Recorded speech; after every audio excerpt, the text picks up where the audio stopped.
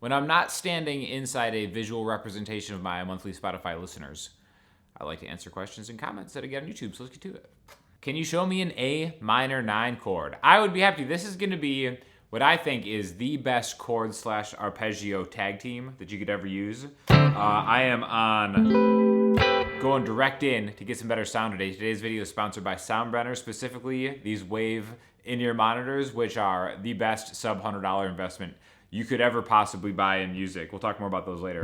So A minor 9, okay, let's talk about a couple voicings, what it is, and an arpeggio. There's gonna be a lot of information for one kind of quick video, but bear with me. An A minor chord is a triad. It has a root, a minor third, and its fifth. Okay, so 1, 3, 5, 8. You've probably seen it like this. The next thing you can do is add the 7th note, A minor 7. That would be an A, a C, an E, and a G. A, C, E, G, A. Okay?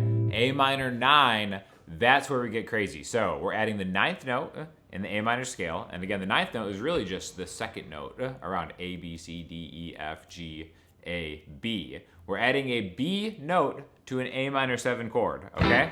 Now, we're gonna do some easy ways to do it, we're gonna do some really hard ways to do it. The easiest way to kind of get the gist of it is just like this. Take A minor 7, open A, 2 D, open G, 1 B, open E, and then just pop your pointer finger off.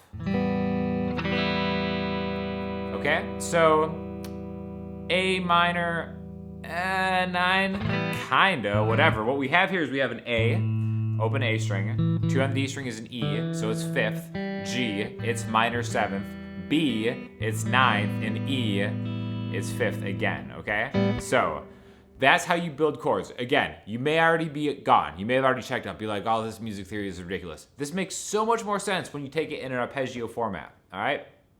For instance, if we just go 1, 3, 5, 7, 9, just skip through the odd numbers of the A minor scale, we get this really cool arpeggio. 1, 3, 5, 7, 9. This is beautiful because especially in this part of the neck, and then if you have a guitar with just kind of like the odd numbers as the fret markers, it's perfect. Everything is odd about this. We're odd numbers through the A minor scale, odd numbers on the fret markers.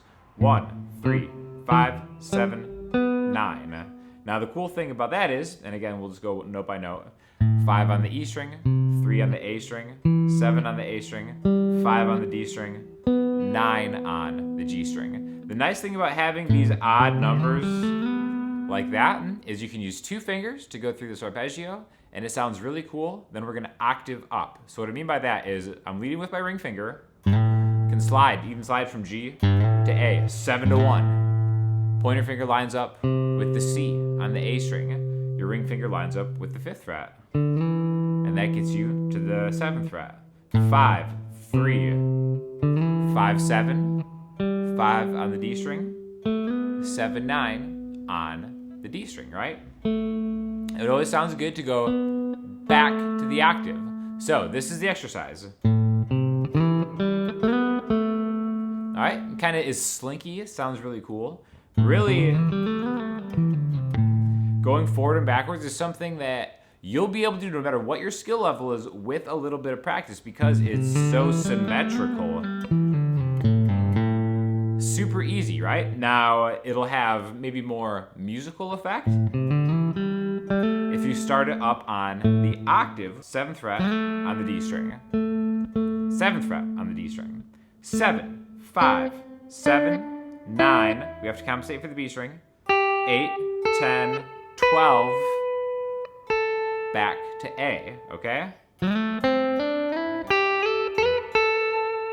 It sounds very musical in and of itself. So let's talk about a chord that will accompany it. Okay, so I always thought the easiest way to make a true A minor 9 was like this. And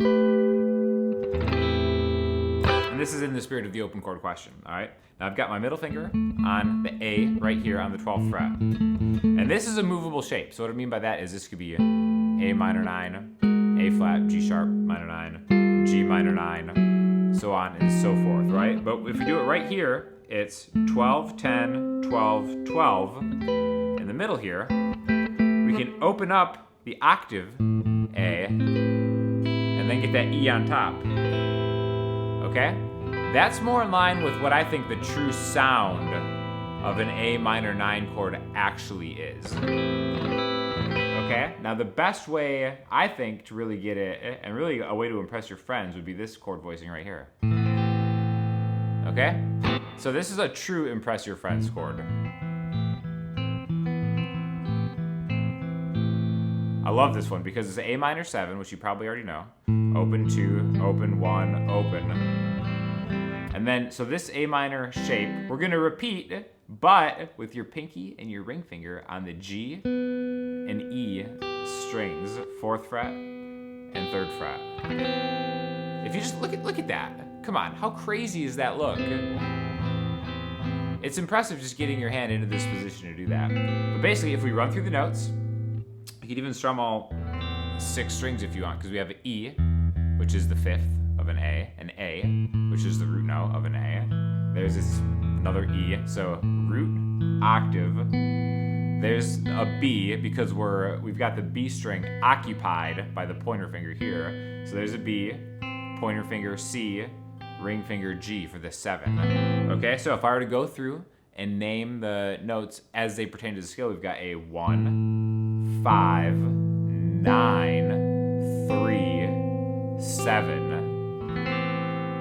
And I think that's just such a different vibe than, but same chord, or even. Now, specifically with this one, there is one more chord voicing that I want to show you that is kind of an interesting way to think about how these chords pertain to each other, right? So A, C, E, G, and B. A, C, E, G, B. There's 5 notes there, right? Which you could make like a 5-note scale from it, like we already did. 1, 2, 3, 4, 5. It's like a pentatonic scale, right? The cool thing about that is, all right, 3 notes make up a triad. So A, C, a E, like we said, are, an A minor triad. Now the other notes that we have are a G and a B.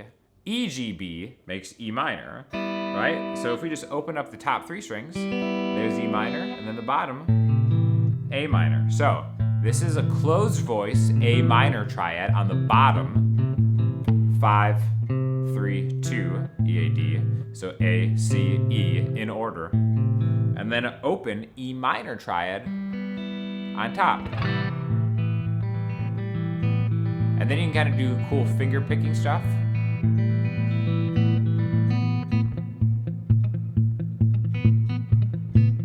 Palm mute it. And I think that's like a really cool voicing. So there's so many different ways that you could play A minor 9. And then once you combine it with the arpeggio,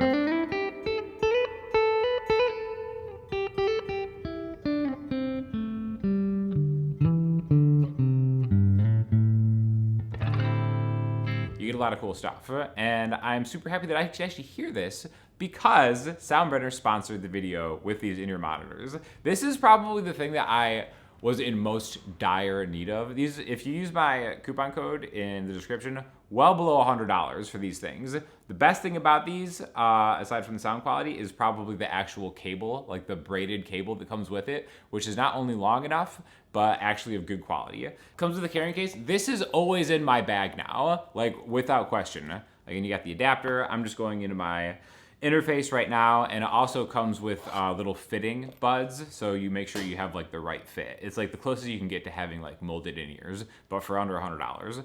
Awesome job, Soundbrenner. I've worked with them before with their Pulse smartwatch, which is really cool. Basically, this works just like a regular smartwatch. You can still get messages and stuff from like your iPhone and everything, but it also acts as a vibrating metronome that will silently kind of give you like a pulse, right? So this is the Core 2 watch. I'll have a discount on this if you guys are interested in this too. What I really just used this recently for was it comes with a strap that you can actually strap the head of the watch to your leg, because one case use for this is I had to lip sync a video for a different brand, but I wanted to make it seem organic. So what I did, I just recorded it at a certain tempo, and then I put this on the tempo, strapped this around my leg, and then started the metronome there. So I just played it at the exact same locked in tempo for the sync, which wasn't really cheating because it was its own performance, but it lined up perfectly with the pre-recorded stuff. So a lot of cool things that you can have aside from just regular metronome practicing with both the watch and, like I said, the in-ear monitors are super key because you never know when you need an actual wired 1/8 inch jack, because my AirPods will always die on me unexpectedly. So really great to have this. Thank you so much to Soundburner for sponsoring the video. I'll have an affiliate link in the description. Check it out. Came for the review, stayed for the music. Super cool work, guys. Oh, thanks so much. Came here for the audio mixer review. Instead, I got my ears hurt. It's funny how you get back-to-back like sweet and salty comments all the time. Like especially on like the demo stuff. Like it's funny, oh, I came to see a demo and then you hurt my ears. Well, the only reason that your ears are hurting is probably because you're not wearing good in-ear monitors and you're probably getting the wrong mix, because I promise you that audio mixer video sounded fantastic. I played that guitar at Sweetwater and played a couple of $1,500, $2,000 Martins. That guitar is a steal for the price. It plays awesome. Once I pay off my studio Martin, I'm grabbing your Sweetwater exclusive Martin. It plays awesome. Somebody knows exactly how to get on the QA by complimenting the Sean Daniels signature Martin guitar. Yeah, I really think that like, if you want to pair something with your sub $100 headphones and you get yourself a sub $1,000 acoustic guitar, what is better than the SD original Martin? Again, I love this guitar, and what is so helpful about this, I don't even mean to go into a sales pitch on this. I just am a huge fan of how there's a built-in tuner. The tuner right here is just fantastic having it, because I've been experimenting with like a lot of different tunings recently, and just not having it's just so nice not having to get my phone out and use the tuner. And yeah, I guess I could also tune it by ear like an actual musician, but way better just to have that built-in tuner here. So yeah, big fan of this guitar. Love how this turned out. Still can't believe that I have the signature Martin, but here we are. Check it out. Love your tips. Do you tab any of them? So none of the actual YouTube videos I tab. On the Patreon, like the first 50 lessons, I tabbed those out because I do have somewhat of a hesitation to tab things, just because I feel like people get too reliant on reading a piece of tablature, and that's why I try to make these lessons in a way that you can actually conceptualize them in your mind. Like, yeah, sure, you could easily do a tab where it's like that thing we talked about earlier, 5, 3, 5, 7, 5, 7, 9. But I think that like, it's so much better just to use your brain to visualize what you're doing. And I think, you know, not for everybody. Some people really gravitate towards tablature more. But in my experience teaching privately forever, drilling a concept in without tabs is the best way to kind of really solidify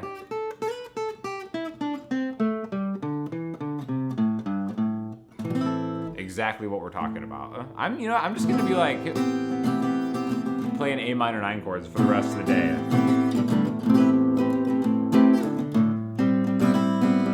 Underutilized chord, am I right? Let me know in the comments if you guys know of any songs that actually have an A minor chord in them. Otherwise, I'm just gonna have to write one myself. Listening homework today, I'm gonna throw you to a new album that just got released by one of my favorite current bands. It's called Men I Trust. Such a cool vibe, very synth wavy, but like mellow, just chill music.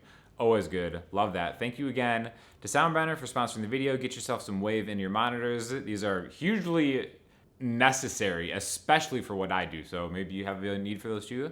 Really inexpensive. Small company, help them out. They ship pretty quickly. Check it out. And if you have any questions or comments, leave them in the comment section, Instagram, the website. I'll talk to you all soon. Thanks a lot.